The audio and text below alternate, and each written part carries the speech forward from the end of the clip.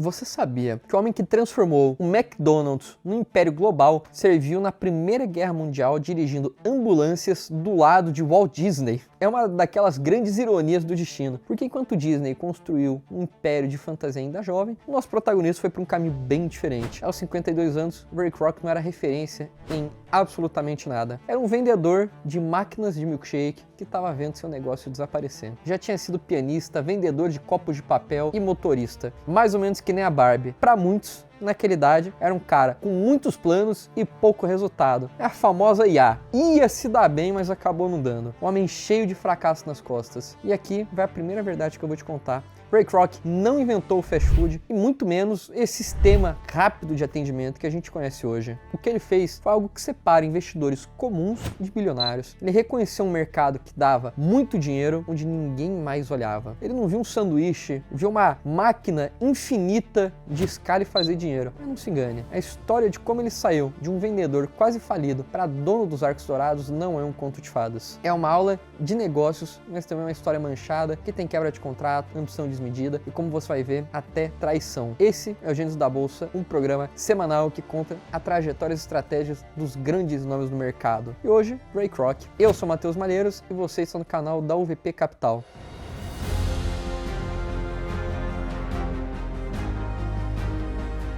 Para conseguir entender a fome desse cara, primeiro precisamos voltar no tempo. Ray Kroc nasceu em 1902, filho de imigrantes tchecos, e desde cedo ele tinha uma característica muito forte, uma ética incansável de trabalho, quase que obsessiva. A gente falou do Walt Disney. Pois é, o Kroc chegou a mentir a idade para se alistar na Cruz Vermelha na Primeira Guerra Mundial, que foi onde lutou ao lado dele. Kroc queria ação e teve, inclusive quando voltou para casa. Isso porque ele era a principal fonte de renda da família. Durante décadas, Ray Kroc foi o clássico homem da maleta. Era vendedor, gambireiro, e a gente nem tá falando de vendedor de móveis de luxo ou de ações Wall Street. Vendia copos de papel para Lily Tulip Company. De dia, ele batia a perna, indo de porta em porta, tentando convencer donos de lanchonete a trocar os copos de vidro pelos copos descartáveis. De noite, para complementar a renda e sustentar a família, trabalhava como pianista em estações de rádio e bandas locais. Imagina a cena. Trabalhou dia e noite por anos, mas a grande aposta da vida dele, antes do McDonald's, foi uma máquina chamada Multimixer. Era um liquidificador industrial muito eficiente, uma inovação para a época, capaz de bater 5 milkshakes ao mesmo tempo. Kroc ficou tão impressionado com essa eficiência que largou a segurança de seu emprego na empresa de copos e virou um representante exclusivo de vendas da Multimixer. Como a gente vê, ele gostava de arriscar e a comodidade não estava no seu dicionário. Pareceu que ia dar muito certo, só que mais uma vez o mercado jogou contra. Nos anos 50, o comportamento do consumidor norte-americano estava mudando drasticamente. As famosas soda fountains, aqueles balcões clássicos dentro de farmácias onde os jovens iam tomar sorvete e milkshake, estavam fechando as portas. Ray Kroc, já com seus 52 anos, então viu o negócio de liquidificadores começar a derreter. Ele perdia seus clientes todos os dias. E ficava viajando o país inteiro, dirigia por horas, comia mal e dormia em hotéis baratos para tentar vender uma ou duas máquinas. Ele não era um vendedor de sucesso.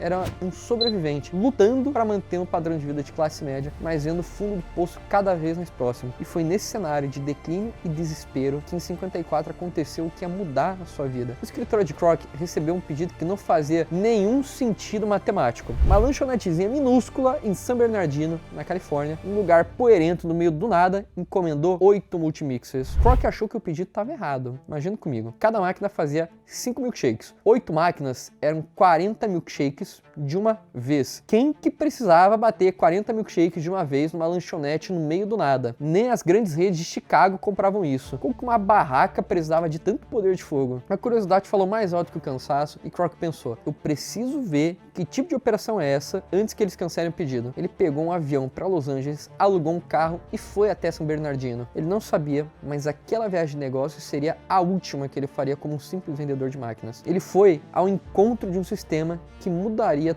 todo o capitalismo no mundo inteiro. Quando o Ray Kroc encostou o carro no estacionamento da lanchonete, ele viu algo que desafiava toda a lógica de mercado da época. Naquele tempo, o padrão americano era o drive-in. Você estacionava, uma garçonete de patins ia até a janela do seu carro, anotava o pedido, demorava uma meia hora e trazia comida em pratos de porcelana que depois quebravam ou eram roubados. Era lento, caro e muito ineficiente. O que o Ray Kroc viu foi em San Bernardino foi o oposto. Eram filas enormes de pessoas, mas ela andava. Pessoas saíam do balcão com um saco de papel na mão em segundos, e não em quase uma hora. Ele se apresentou aos donos, os irmãos Dick e Mac McDonald, irmãos que vinham de New Hampshire, que honestamente não tinham a menor ambição de dominar o mundo. Eles só queriam ganhar dinheiro suficiente para ter uma vida boa. Explicaram pro Croc que o segredo daquela máquina era o sistema Speedy. O que os irmãos fizeram foi aplicar um Fordismo dentro da cozinha, que é basicamente uma linha de montagem. Eles olharam para o menu antigo e perceberam que 80% do lucro vinha de 3 itens: hambúrguer, batata e refrigerante. Então eles cortaram todo o resto. Adeus churrasco, adeus sanduíches complexos e focaram no simples. Depois disso, redesenharam toda a cozinha. Em vez de vários cozinheiros que faziam de tudo, eles tinham especialistas. Um cara que só grelhava carne, outro que só montava pão com 2 picles e uma esguichada precisa de mostarda e ketchup, outro que só fritava batata. Era uma coreografia industrial, uma linha de montagem de comida. Mas também eliminaram muitos custos fixos que sangravam os concorrentes. Demitiram os garçons, fazendo o cliente se servir no balcão, e trocaram a louça e o vidro por papel descartável. Você comia e jogava fora, sem lavador de pratos, sem quebra e sem roubo. E qual o resultado dessa eficiência? Eles conseguiam vender um hambúrguer por 15 cents. Na época, era metade do preço de qualquer concorrente no estado inteiro. O volume de vendas, obviamente, era gigante. Então Ray Kroc olhou e viu que não era só um restaurante. Somente viciado em escala, viu muito dinheiro. Ele pensou: se eu colocar um desse em cada estrada da América, eu vou vender multimixer até não aguentar mais. Ele tentou convencer os irmãos a expandir. E a resposta deles: porque eles já estavam felizes, já estavam satisfeitos, tinham casas grandes, carros novos e paz de espírito. Eles já tinham tentado franquear antes e foi uma baita dor de cabeça, porque os donos mudavam o cardápio e a qualidade caía. Mas Kroc era, acima de tudo, um vendedor muito persistente. Nada vence um homem paciente, não é mesmo? Ele insistiu e propôs ser o agente de franquias. Ele ia fazer todo o trabalho sujo, viajando, vendendo a marca, e os irmãos só iam receber os royalties em casa. Dick e Mac aceitaram, mas com uma condição que ia ser a semente de toda a discórdia gerada no futuro. Fizeram Kroc assinar um contrato draconiano, ou seja, muito desproporcional. Pelo contrato, Ray Kroc não podia mudar absolutamente nada no sistema. Nem o fornecedor de carne, design do prédio, temperatura da batata, sem uma permissão expressa, por escrito e enviada por correio registrado dos irmãos McDonald. Kroc, desesperado por uma chance aos 52 anos, assinou. E foi nesse momento que ele entrou no negócio da sua vida, mas com as mãos algemadas. Ray Kroc não perdeu tempo e em 15 de abril de 55 inaugurou sua primeira franquia modelo em Des Plaines, no estado de Illinois. Para quem olhava de fora, era um sucesso absoluto. As filas eram enormes, os hambúrgueres eram muito rápidos e o dinheiro entrava no caixa. Mas para quem olhava os números por dentro, a situação era preocupante, até desesperadora. O problema estava na matemática daquele contrato que ele assinou com os irmãos McDonald. E vamos fazer as contas juntos aqui, porque essa é uma aula do que não fazer numa negociação. Pelo contrato, a taxa de serviço que os franqueados pagaram era de apenas 1,9% sobre a receita, ou seja, sobre todas as vendas. Pouco, né? Só que piora, porque desses míseros 1,9% que Ray Kroc recebia, ainda era obrigado a repassar 0,5% direto para os irmãos Dick e Mac, como um royalty perpétuo pelo uso do nome. Ou seja, sobrava para a empresa do Kroc apenas 1,4% de absolutamente tudo que era vendido. E com essa migalha de 1,4%, ele tinha que pagar o aluguel do escritório, os advogados, o marketing, os salários e financiar a expansão de uma rede pelo país inteiro. A conta não fechava. O modelo era ótimo para os franqueados, que não pagavam quase nada, excelente para os irmãos McDonald, que recebiam 0,5% sem trabalho nenhum, mas para Kroc era um suicídio financeiro. E os números provam isso. Em 56, um ano depois de abrir, a empresa de Kroc estava já tecnicamente insolvente, registrando prejuízo líquido de $7.000. Em 58, mesmo tendo 38 restaurantes abertos, o patrimônio líquido da empresa era $24.000. Kroc trabalhava de graça, construindo império para os outros. E para piorar, o contrato draconiano impedia qualquer inovação. Ou seja, Kroc estava em Illinois, onde faz frio e neva. O projeto inicial era da Califórnia, feito para um deserto. Simplesmente não funcionava. Ele precisava fechar o prédio, colocar um porão para a fornalha, e então ligava para os irmãos, pedia autorização para mudar a planta, e a resposta era não. O contrato dizia que o design era imutável. Kroc ficou preso numa gaiola de ouro. Ele tinha um produto perfeito, a marca perfeita, mas tinha um modelo de receita quebrado e sócios que odiavam o crescimento. A empresa ia falir, a menos que ele encontrasse uma outra fonte de dinheiro que não dependesse daquele 1,4%. E foi aí que o destino colocou um gênio financeiro no caminho dele. Em 56, Ray Kroc estava desesperado.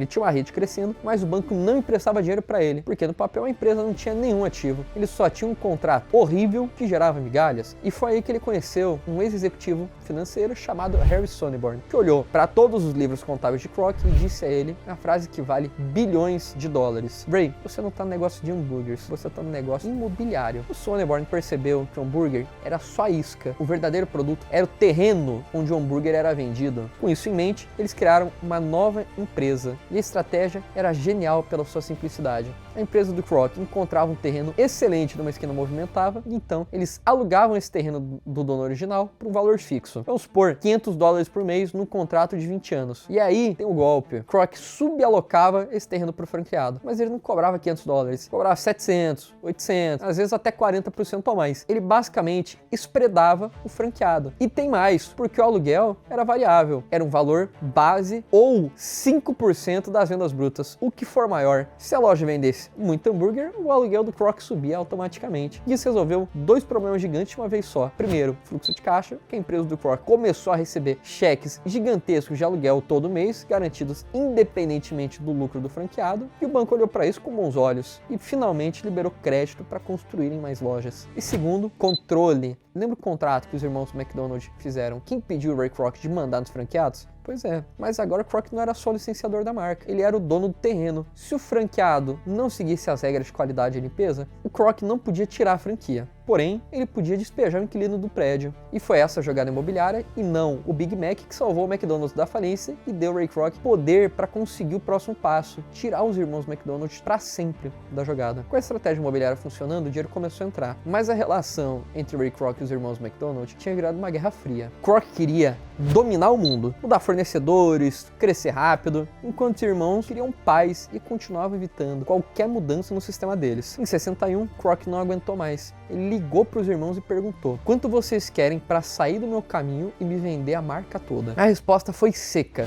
$2.700.000. O valor não era aleatório. Eles fizeram uma conta. Queriam $1 milhão cada um, limpos no bolso depois de pagar os impostos. Para a época, era uma fortuna absurda. Ray Kroc não tinha esse dinheiro e o gênio financeiro, Harry Sonneborn, teve que fazer um malabarismo. Ele conseguiu empréstimos com fundos de universidades, chamados de os 12 Apóstolos, e aceitou juros tão altos que o custo final dessa dívida, anos depois, chegaria a $14 milhões.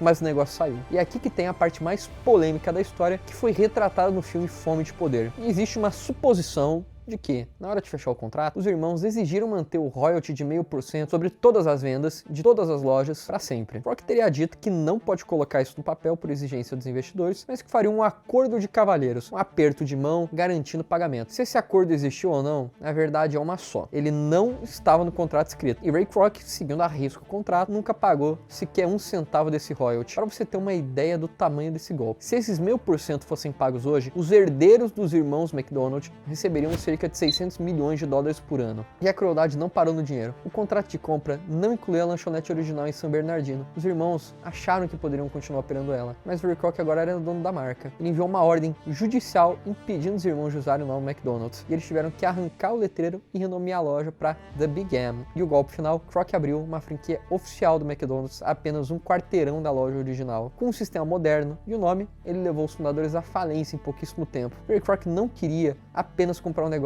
ele queria apagar a história de quem veio antes dele. Com os irmãos McDonald fora do caminho e o modelo imobiliário gerando caixa, Ray Kroc então tinha um controle total dos arcos dourados. Mas para dominar o mundo, precisava de mais dinheiro ainda. Em 65, 10 anos depois de abrir a primeira loja, a McDonald's Corporation fez o seu IPO. A empresa abriu capital na bolsa e as ações começaram sendo vendidas a $22,50. No final do primeiro dia já valiam $30. Quem apostou no Kroc naquela época ficou milionário. Para você ter uma ideia, um investimento de $2 mil no IPO teria se transformado em centenas de milhares de dólares nas décadas seguintes. O mercado financeiro abraçou o modelo do hambúrguer com aluguel, mas é aqui que cabe um alerta para quem tem sócio. Dinheiro não resolve divergência de visão e de ideologias, que apesar do sucesso estrondoso, Harry Sonneborn Sonneborn e Ray Kroc não terminaram bem. Motivo: perfil de risco. Sonneborn era muito conservador. Em um momento de crise, ele quis travar a construção de novas lojas para proteger o caixa. Kroc, por sua vez, que era a personificação da loucura e agressividade nos negócios, não concordou. Ele queria escalar. Ele dizia que é na crise que se constrói, enquanto os outros recuam. E o conflito se tornou insustentável. O gênio financeiro pediu demissão, vendeu suas ações e saiu da empresa. A lição fica: você pode ter o melhor modelo de negócios do mundo, mas se o estômago para risco dos sócios não for igual,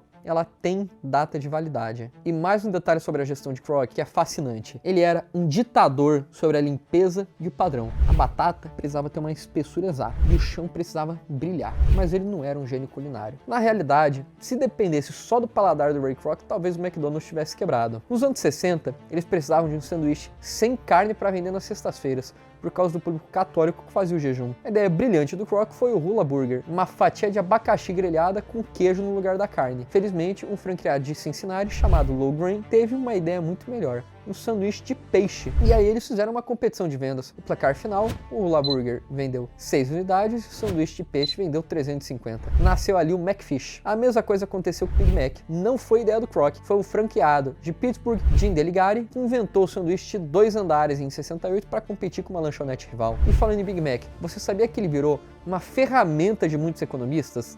A revista The Economist criou o índice Big Mac. Funciona assim: eles usam o preço do sanduíche para medir se a moeda de um país é cara ou barata em relação ao dólar. Então Ray Kroc, além de criar um império, criou também um medidor global de economia, por ter um sistema idêntico em todo e qualquer lugar do mundo. Ele teve a inteligência de orgulho, matar um hambúrguer de abacaxi e escalar as ideias que vinham da base. Ray Kroc morreu em 84, mas a máquina que ele e Harry Sonneborn construíram é imparável. E hoje, aquela lanchonete que ele visitou no deserto se transformou em uma rede com mais de 41 mil lojas em 100 países. A empresa gera uma receita de mais de 25 bilhões de dólares por ano e as vendas totais do sistema já passam de 120 bilhões. E fiel à estratégia de 1956, ela continua sendo uma das maiores proprietárias de imóveis comerciais do planeta. No fim das contas, a história de Ray Kroc não é sobre hambúrgueres, é sobre a mentalidade necessária para construir um império do zero, mesmo quando as probabilidades dizem que já é tarde demais. Ele transformou uma lanchonete de beira de estrada na maior rede de restaurantes e numa das maiores imobiliárias do mundo.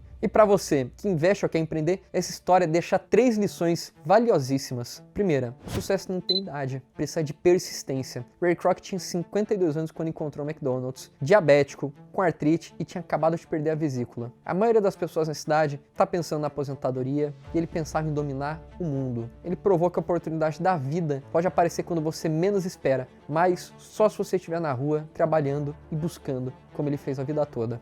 Segundo, entenda o verdadeiro modelo de negócios. Essa é a lição do Harry Sonneborn. O óbvio era vender comida, mas o genial foi vender o ponto comercial. E como investidor você precisa olhar muito além do produto. Muitas vezes o que dá dinheiro numa empresa não é o que ela tem na vitrine, mas a engrenagem financeira que pode rodar nos bastidores. E por último, se não está no papel, não existe. O acordo de cavalheiros sobre os royalties de 1000% custou aos herdeiros dos irmãos McDonald bilhões de dólares. No mundo dos negócios, a palavra vale muito, mas a assinatura vale tudo. Nunca, jamais deixe a parte mais importante do seu contrato depender de um aperto de mão. O Ray Kroc não foi um santo, foi implacável, ambicioso e considerado por muitos até cruel. Ele tirou o nome dos fundadores, ele abriu uma loja na frente deles para falir os irmãos e reescreveu a história para dizer que foi ele quem fez tudo. Sem a fama de poder dele, o McDonald's seria só uma lanchonete nostálgica na Califórnia e não esse gigante de 200 bilhões de dólares que alimenta 1% da população mundial todos os dias. E essa foi a história de Ray Kroc e do McDonald's. Se você gostou do vídeo, já deixa o seu like, se inscreve no canal e ativa o sininho para não perder nenhum episódio do Gênios da Bolsa, um programa semanal que acontece muitas outras histórias.